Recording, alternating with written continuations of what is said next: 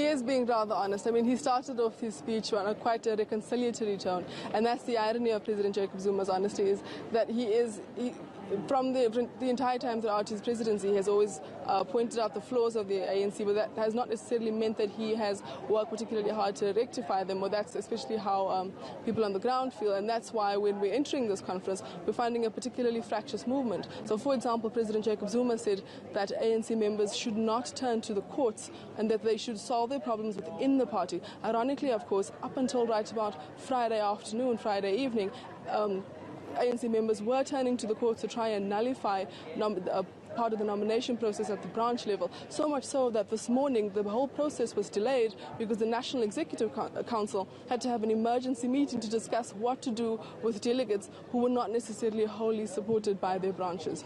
And you used the word fractious, Lynsey. Just how realistic do you think it could be that post-Zuma the ANC could lose power? Of course, they've been in power as long as we know modern South Africa.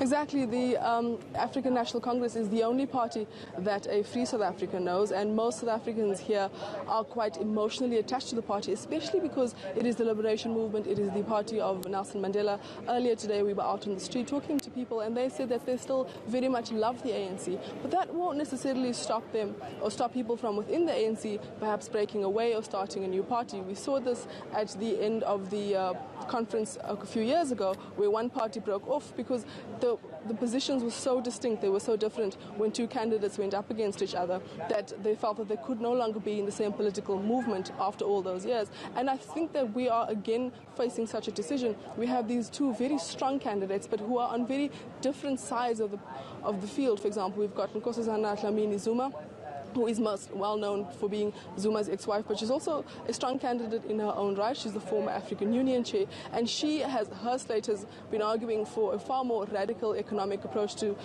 addressing inequality and poverty in South Africa, whereas on the other side you have Cyril Ramaphosa, who is much loved amongst South Africa's business community, especially because he himself is a former businessman, and what he wants is a steady hand to move forward into the future. These sides are so radically different that frankly some analysts believe that they can't see these two candidates and their very passionate supporters still living under the same party banner.